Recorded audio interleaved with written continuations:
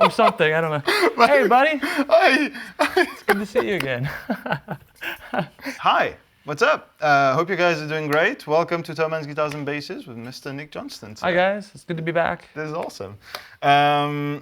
We have so much to talk about. Yes. You've been up to so much stuff. We have some stuff to get into. This is ridiculous. First of all, congratulations on everything. Thank you very life. much. You deserve everything that's coming for you right now, and I'm so happy for you. Thanks, buddy. It's very nice. Very nice. That's out the way. Congratulations are over. All right. That's right. I'm happy for you. You can start grilling me. No. That's right. I want to thank Schecter as well for sending you here with your 10th. Oh, man. 10th anniversary. 1-0. 1-0. 10 years with Schecter, man. 10 years of that beautiful, beautiful. I even brought my gold guitar. watch. Oh, wait. That's all right. You got enough bling going on, man. So thank you guys for bringing Nick over. That's lovely. Can you talk a little bit to those guitars as the amalgamation? Of course. Pinnacle of 10 years. Of course, yes. So first of all, I've got 2 new colors. This is sort of a recurring color from the past. This is a nod to the sort of original color, the atomic green. Still my favorite. Fantastic. My favorite. Great. And yeah, we have these other ones. This is my personal favorite. Yeah. I believe we're calling this the atomic saffron, and this is the atomic violet. To kind of keep with that same. I mean, yeah. And it's cool. We've kind of in the last few years gone the route of doing like almost like a sparkle. Mm-hmm. Yeah. Yeah, but it's not obnoxious. It's not in your face. I like that. Yeah, it's just kind of subtle. Yeah. So this is it's the 10th anniversary model. I don't believe we're actually calling it that, but that's sort of the idea behind this. Yeah. And it's kind of the middle ground between the custom shop and the Diamond Series model. Yeah. It's still a Diamond Series model, but it's sort of an elevated version of that. It's almost like a fan favorite version of it too. One of the biggest things people have been asking for, and it's sort of an upgrade, is these guitars now have stainless steel frets, which is sort of like the daily question I'm asked is, when are you going to do stainless steel frets? So I've done them. So now everybody has to buy one now because now it's happening. There's no excuse not to buy one now. It's or something. Check the link. Yeah. Where is it down? Do it. It's there. It's down there somewhere. It's got USA pickups. It's got the upgraded hardware bridge, tremolo, master tone and volume, simple 5-way switch. Yeah. And it's got the Wenge neck, which has sort of been my kind of signature for a long time. I'll never forget going into the custom shop when I was in my mid-20s, so long ago, and seeing that neck up on the wall and just be like, what is that? And then just being like, oh, it's a Wenge neck, and I only ever knew Wenge for a bass guitar usually. Yeah, true.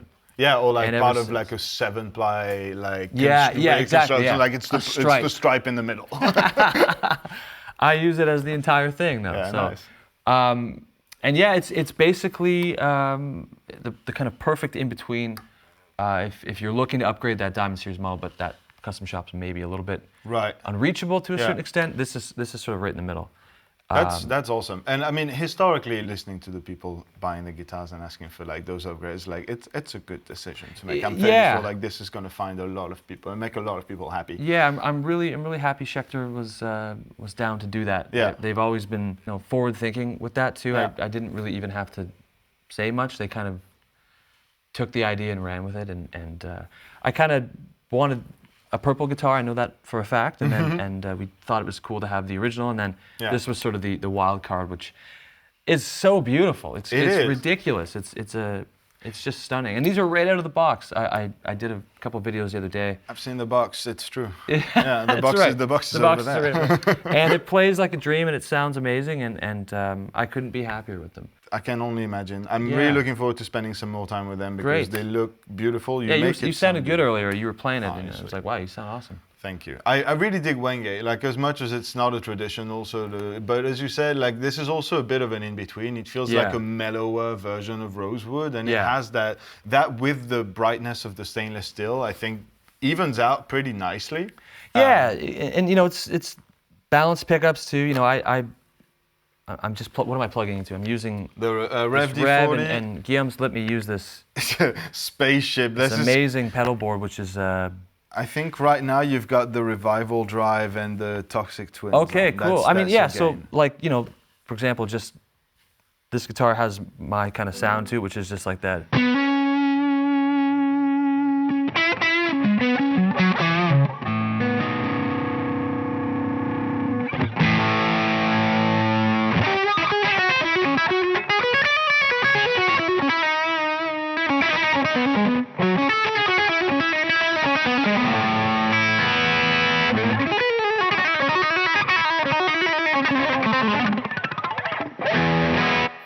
It's just so comfortable and easy to play, and they're so well balanced.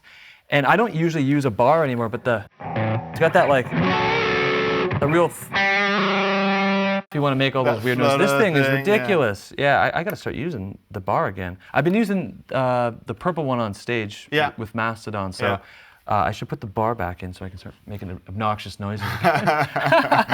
But it's also like it's got such a great range. I mean, all that tappy stuff.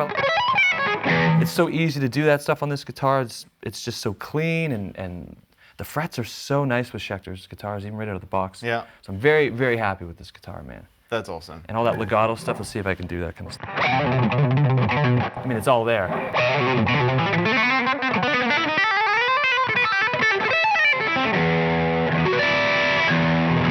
Yeah, so it's just, it feels at home instantly. And the guitar, all of these guitars come with all of these notes. Thank you for that beautiful segue of that guitar that you've been using on stage. Yeah, oh yes. Yes, I have. So how did that come to be? Do you know a gentleman named Brendan Small? He plays with that band Death Clock.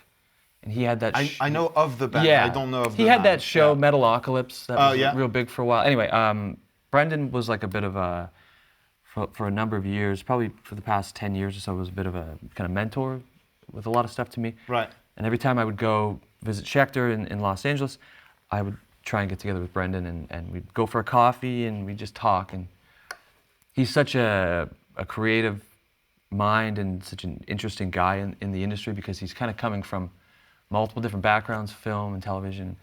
And I was a huge fan. When I was like 11 or 12 years old, I was a huge fan of his show. It was called Home Movies. Okay. I was absolutely a die-hard cult follower of this show, and I still have all the DVDs and stuff. So I would get together with him, and one day he said his friend was going to come to the coffee meeting, and it was Braun. And we had a good time, and I think because a lot of my records always featured a really great drummer. You know, I've worked with actually some great German drummers, Benny Greb and Thomas Lang, that's true. and then Gavin Harrison, all these great guys. I think he was just kind of aware of what I was doing, and he said he checked out my music, and he said I would have been a player he would want to work with in the future. And yeah, and then here we are. And then that came to and then, you know, so there's a lot to it, but that's sort of the very basic version of that story. Right. And I went down and played with them, and then we did the first tour. Let's see, in May, a couple months ago. Yeah, I had a friend actually on your Ohio date. Oh, really? In Columbus? Or in Yorktown? Columbus. Or Youngtown? Columbus. Columbus. Oh, at the Sonic Temple. Yeah.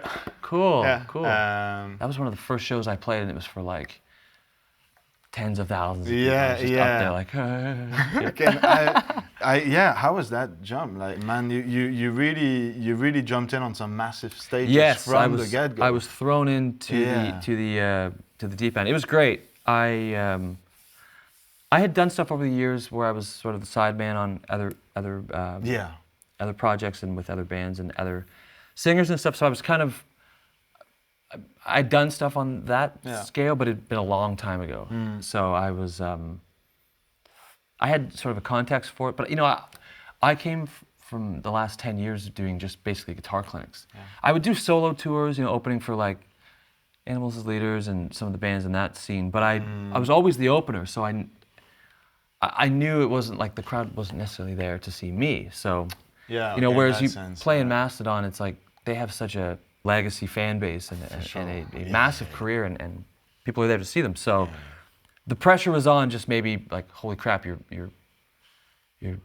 filling some shoes, some very, very big and impossible shoes to fill. And truly, Brent is a a very intimidating figure on the instrument. For sure.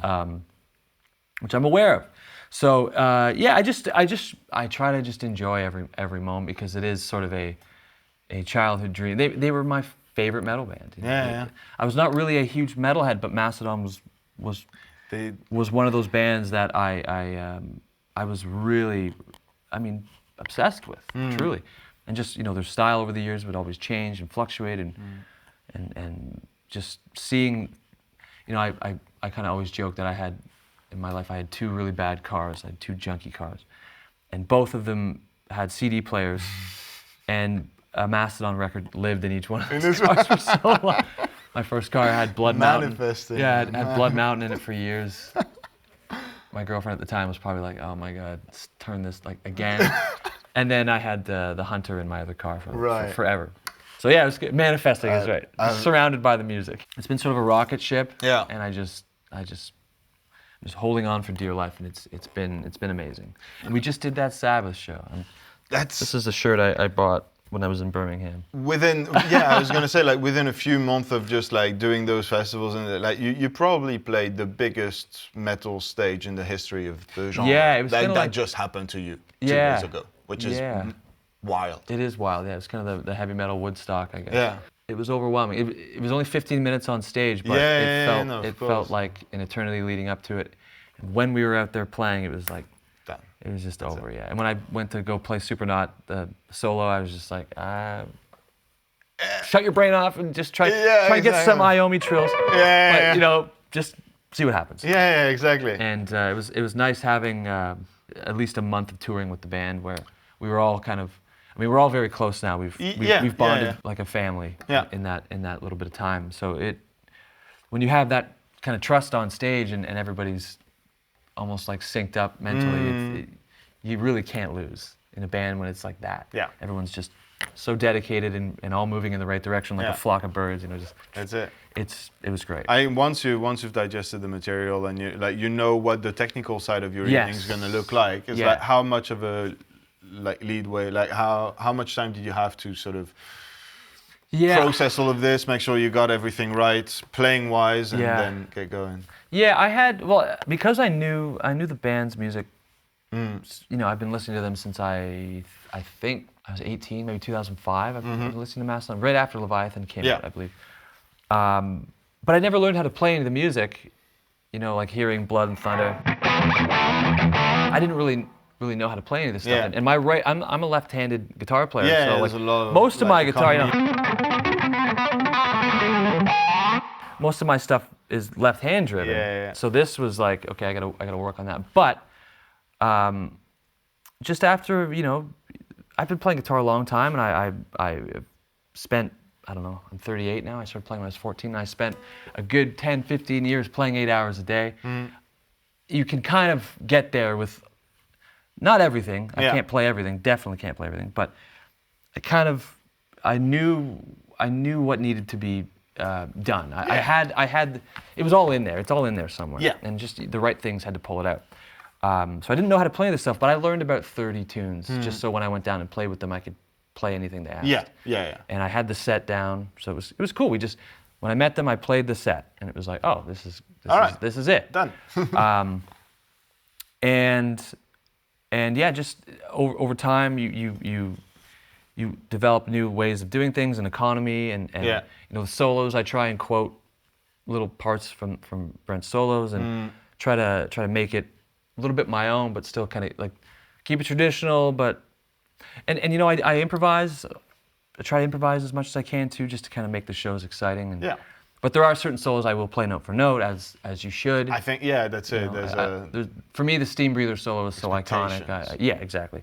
And as time goes by, it'll keep growing and changing. Yeah. I'm just excited to see where it all goes. And it's basically just the way I'm approaching it is one of my guitars straight into an amp. I actually just started working with Boss And they were I saw that, that all like Waza board that you had on stage. Gosh. That's dope. You know, I used to use, maybe you can relate, but when I was a teenager, I didn't have a lot of money, so I would find. So far, I can relate. I would find, by little money, I mean no money. I would find used Boss pedals, or I'd have friends that were getting rid of stuff, and I would $20, I'd buy a Boss pedal. Yeah. I had an SD1 that was sort of my pedal board for when I was doing my early records and touring locally. It was just my guitar with a SD1 into an amp, and it's kind of still what I'm doing. I'm using a Friedman, and I have the whole board, but I'm only really using a couple pieces. I use the DS1. Yeah. And the boost channel on an amp, and that's my guitar sound, and it's great. So I don't overcomplicate things. It's just basically one of these or one of my custom shops with a cable into a pedal into an amp and a SM57 on it, and that's dope. And blast it out in front of Villa Park. Yeah. It was just so satisfying because I watched Tony come out and play, and he was, from what I could tell, he was just plugging straight into his Laneys. And I'm like, wow, and it sounded so good. So good, and I really appreciate that. I think it's a growing sensitivity as well. Like if you, because you've been doing like a whole lot of different rigs. Like you had Mesa and Orange, and then I've seen you using a lot of digital solutions as well. When I was doing the clinic stuff, the digital I mean the Quad Cortex was great because it would just be a guitar on a plane, easy peasy. But now that I have time to actually develop the sound I want, I would always go back to analog for sure. Just because louder is better. Yeah, and it's just like I grew up playing amps, and my hands and my ears developed around an amp, and how difficult they are to play, and how unforgiving they are to play. That's true. Just like and then.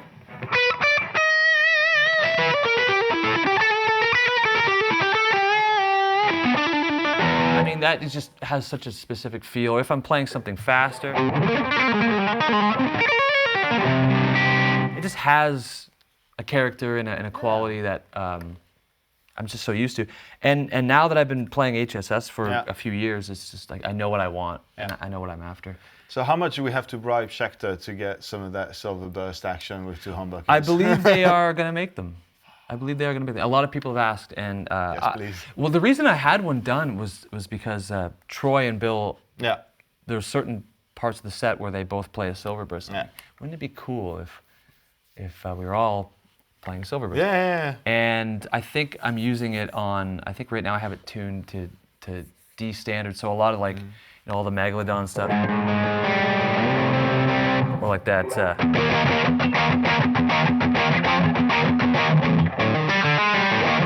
All that kind of stuff on a silver burst locked with Bill. Yeah. Is like the greatest thing ever. Yeah, feels. And it's just like, and plus having a little bit more heat on the neck. Yeah. It's just different, because I still really love a neck pickup sound.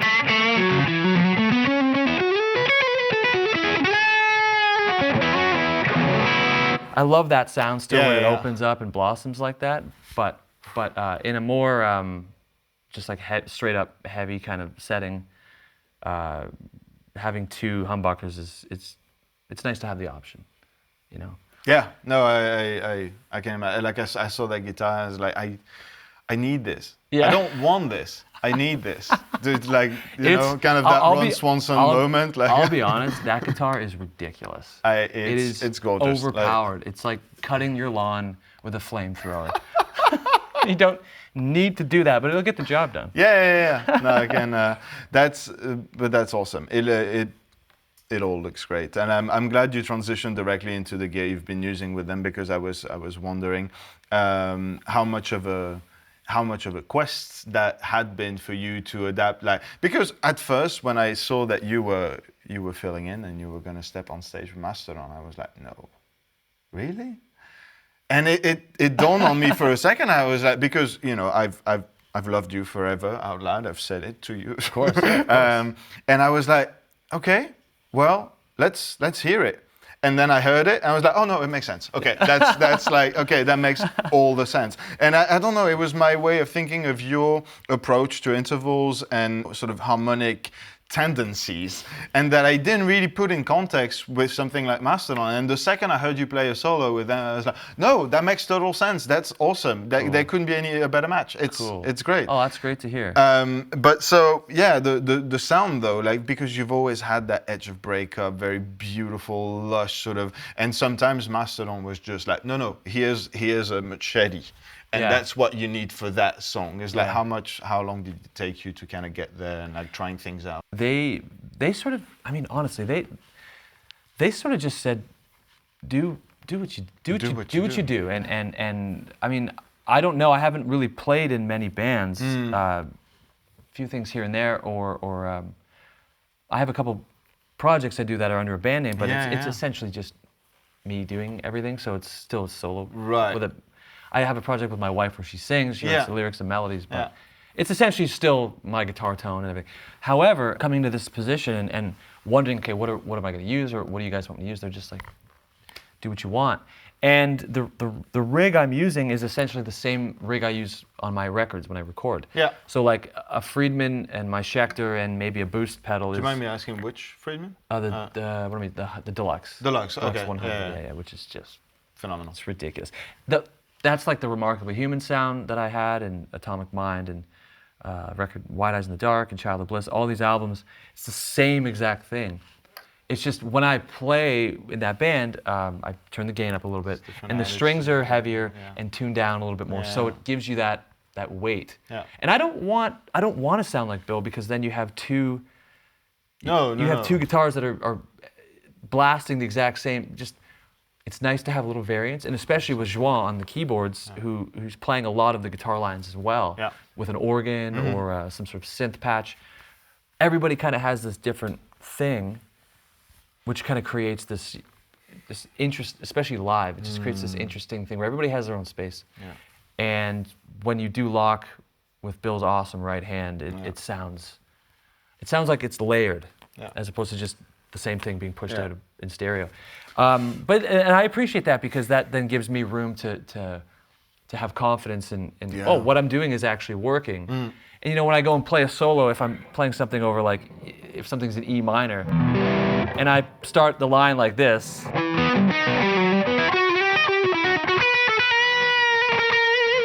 you know, like, which is immediately what I think of when I say E minor, of course. Or E minor, you know, something.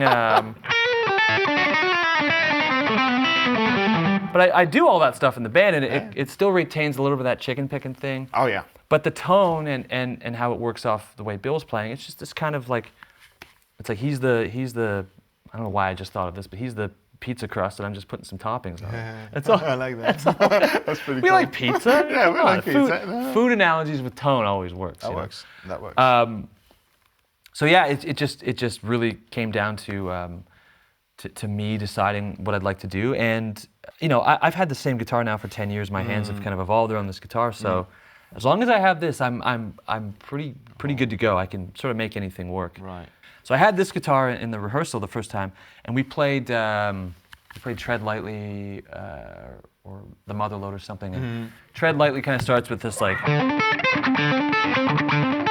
this kind of like repeated ostinato thing. Yeah. And I played a solo, and then I remember Troy came over, and he just like walked over to me, and he just gave me this huge hug, and he was just like, thank you. He was just like, thank you. He's like, thank you. I was like, oh my God. Just this like bear hug from this legendary, this figure, Captain Ahab himself. Yeah. Oh, that's epic. And that just made me go, wow, okay, so this gear, this guitar, this tone, we're on the right track. Right. And then you just keep evolving from there, and yeah, that's great. That's pretty much it. You know, it's simple. It's all, for me, it's about keeping things as uncluttered. Yeah. I do play a lot of notes sometimes. I just like to play the guitar that way. That's the way I play. But that might be complicated, but everything else is very, very, very simple. Like truly as simple as guitar into an amp. I mean, literally guitar into an amp with the DS1 or an SD1. Yeah. You know. And I love it. I just absolutely love that approach. And it's been the same way since I was 14. Yeah, no, but I appreciate that. And I think it also plays into your identity as a guitar player. Like, random quote of the day. We're gonna start doing this. So I think it's like Björn Galot from, sorry about the pronunciation, from In Flames, who was saying like the best compliment you can do to any guitar player is like ask someone to play 2 notes and know exactly who is playing, which is like the thing you get with a lot of the greats, right? And I really think like you sit on there, and every time I hear you in a different project, it's like I hear the sound, the first 2 notes, the first sort of bit of solo, and it's like, oh, that's Nick, that's Nick. And that's so great to hear. Thank you, man. And that's great. I think you have a very strong identity like this. So like when you hear those sounds in your head, how do you decide? It's like, okay, this is going to be. This I'm going to play with my wife. This I'm going to play with Gavin Harrison. Right. Yeah. This I'm going to keep for myself. This is a solo thing. Yeah. It's like, do you think about it this way, or is it more like, okay, now I'm in the Harrison Johnston. Congrats, by the way. Oh, thank you. Epic. The first single came out a few days ago. Yeah. Awesome. 12-minute single. Yeah. I know, but I love the attitude that there is behind releasing something like this. Like, oh, let's make something digestible for people to enjoy the first song we ever released together as a collaboration, because Gavin played on Remarkably Human, but like as a band, you know, it's like, no. Yeah. Here's a 12-minute block of just everything. Just progressive, like my Return to Forever project. Yeah, exactly. That's a great question. How do I kind of decide what goes where? What goes where?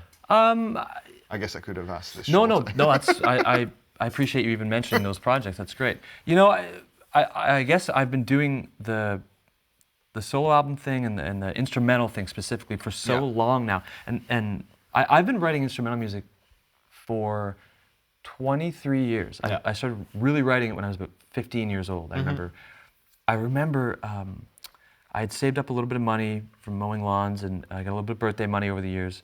And at the time, there was this unit. This is 2001. It was called the Korg PX-R4. I don't know if you remember this thing.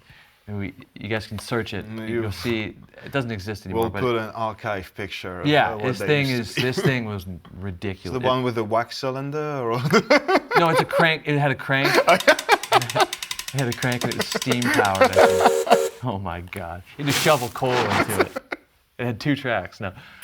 2002 is that long ago now, isn't it? That's crazy. It's been a while. But it was a 4-track little recorder, so I was able to record rhythm guitar, and I could play little melodies and leads on it. Quick story I'll tell you actually about that.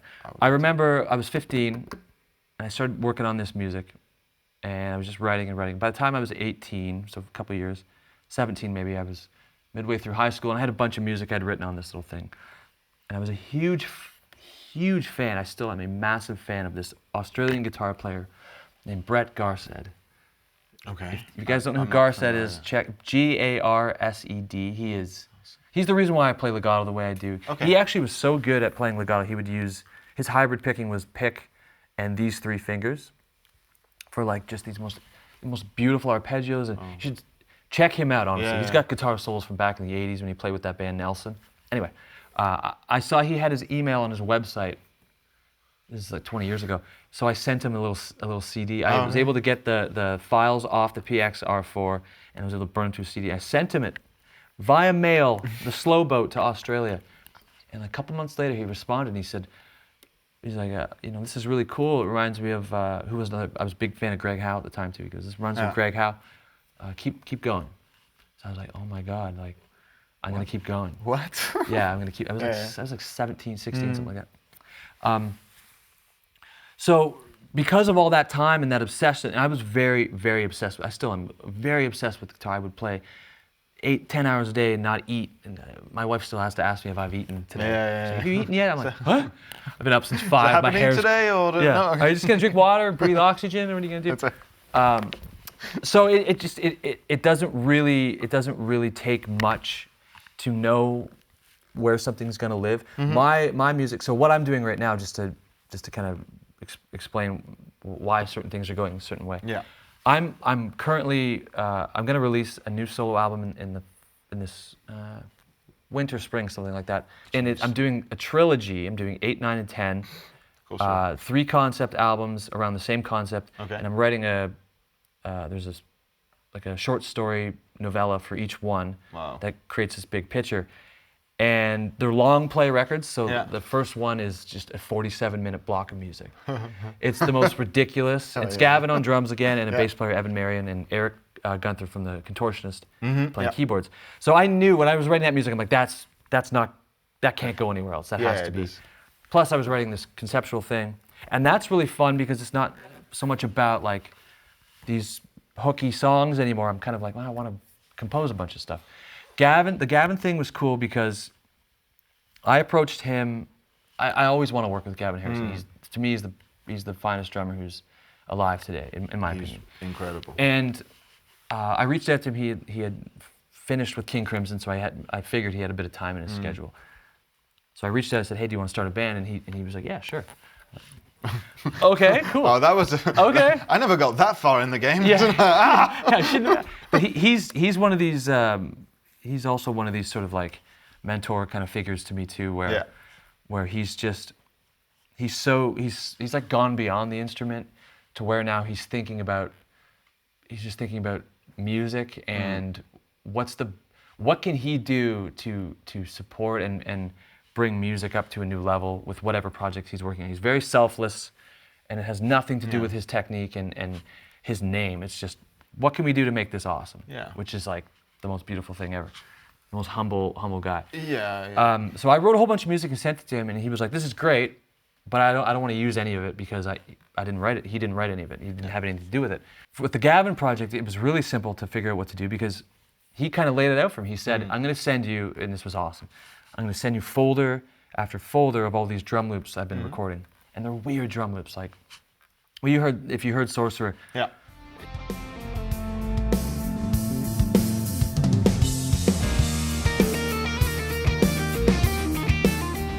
Most of that's in 10 and 9, and there's a bunch in 7, and some of it's in 4, I think. And those were drum loops, he said, that I wrote all the music to. Yeah. So he would say, okay, here's a folder with like 15 loops they could all be in the same song if you wanted ones in 7, ones in 5, ones in 9, ones in 4, ones in whatever. Options. Here's a pre-chorus option. And it was like fun. I was putting these into my DAW, and I would loop a drum section part, and I would just sit there with my keyboard, my piano, or my guitar, and I would just start writing to his drum loop. So everything's very rhythmic and kind of fits perfectly to me anyways, where his kick drum and his snare, odd snare placement on some of these, like you put it, the and of 3 or like E of 1, like just weird spots. And the music just came out in a month. I wrote the whole record in 3 or 4 weeks. Yeah. And that was amazing because I'd never, first of all, collaborated with anybody on that level. Usually it's me.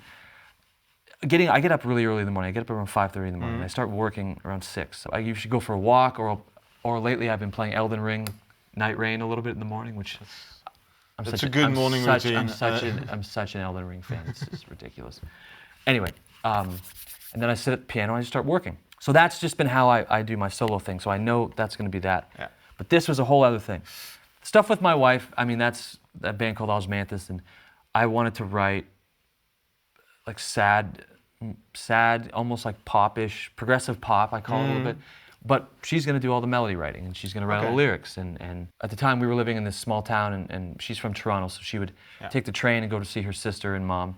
And I would be at home for a couple of days, and I would just write music when she was away, and she'd come home and be like, "What do you think of these songs?" And that's how that record. That's great. I'm going to do this when you're away. I'm going to write music for the band, and then you come home and do the lyrics and stuff like that. And I think ultimately, if you are working on all these projects, you can't kind of get to that point unless you've really spent time. I mean, I don't know for sure. I'm just speaking for myself. Really spent time on composition, like really gotten into the weeds with, what's my voice? Because if you don't have your own voice, it's very difficult to write for other projects. Yeah. And now it's just sort of, it's sort of just on autopilot, like whatever. That's going to go here. That's going to go here. But I've written. So I just told you about those 3 albums. Yeah. I've written all 3 of those albums, so those are done. I'm going to be releasing those over the next 6 years. And after 10 solo records, those 3 records will cap 10 albums. I might take a little bit of a break from instrumental stuff just for a while because 10 albums feels nice. I kind of want. It's a good number. I kind of want to walk away and just see maybe over like 3 or 4 years what new stuff my ears develop, and maybe my guitar playing will change.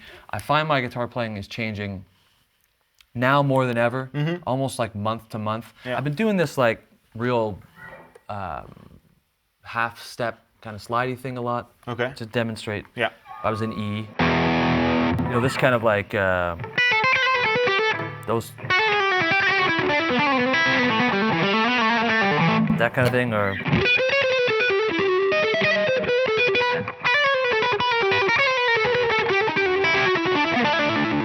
All that kind of stuff, which I love. It just has such a vocal.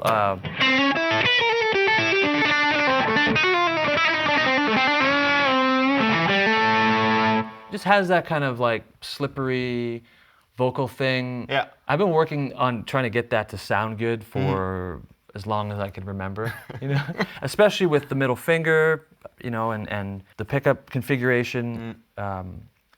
The switching while you while I'm doing it. It It kind of is always, I guess, more of like a saxophone-ish kind of sound. No, but that's it. Like I think it's as you said, like the vocal quality. Like I'm doing something. I'm going through something similar with my like half a step lower, like out of scale, but bending back into it. I heard you, yeah. And I've been doing that all over the place, and Chris is really annoyed with me because every time I play anything, it's just like it's got to be in there somewhere. Yeah, but like, you sound great. I feel that. Thank you. You've got a bit of that gospel chop thing too. Which I'm is trying killer, to get there you because sound great, man. I think that you really do.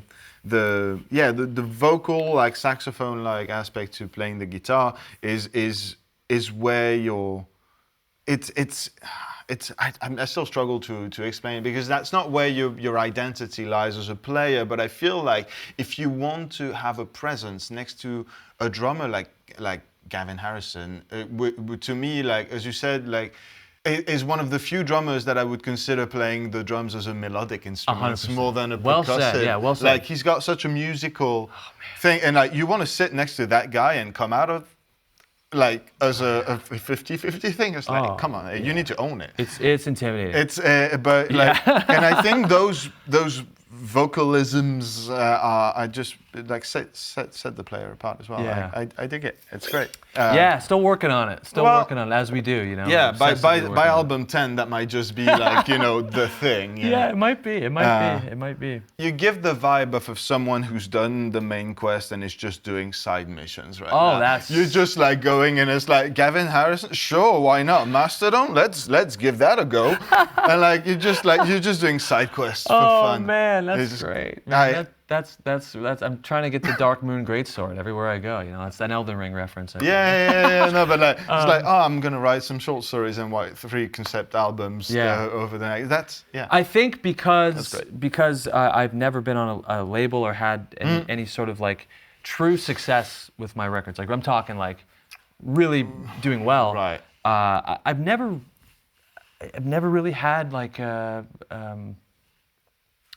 don't know, like something I wanted to live up to or sales figures I had to live up to. Yeah. It's just been what is going to make me feel like I've done justice to all the time I've put into this instrument. And honestly, it comes down to just this music I'm writing, how does it make me feel?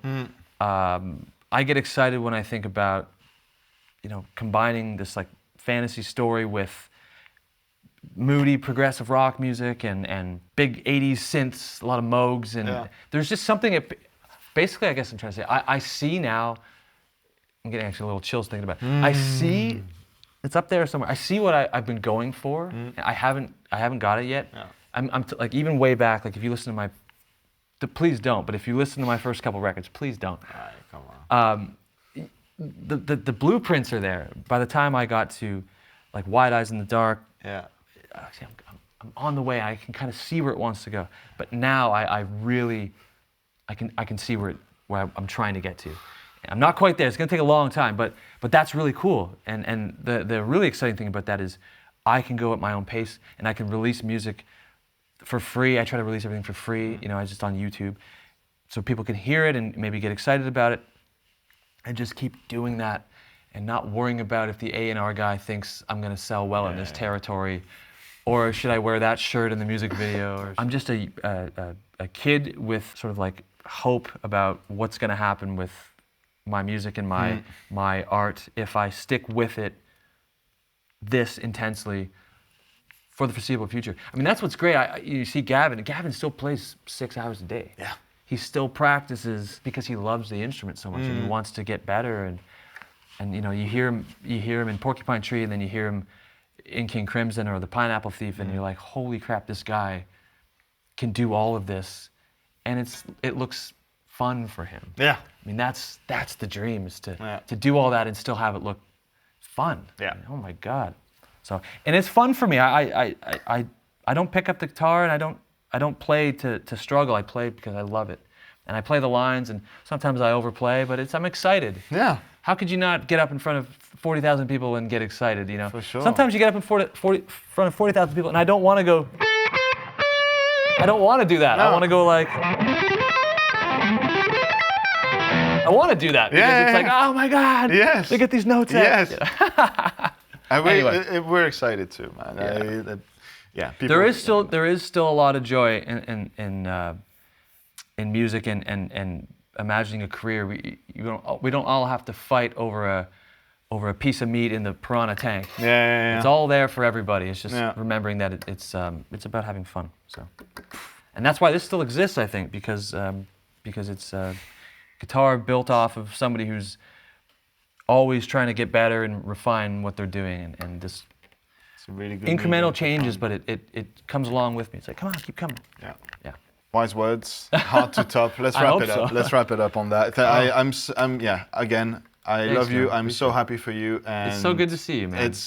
Looking forward to next time. Hopefully not in 7 years. Yeah. And please, guys, if you get a chance, these are out now, I believe. Yes, they're out now. There's links in description. There's probably little guitars. There's a thing now. If you put that as a short, the guitar actually pops up as a cutaway on the short. Oh my gosh. We live in the 23rd century.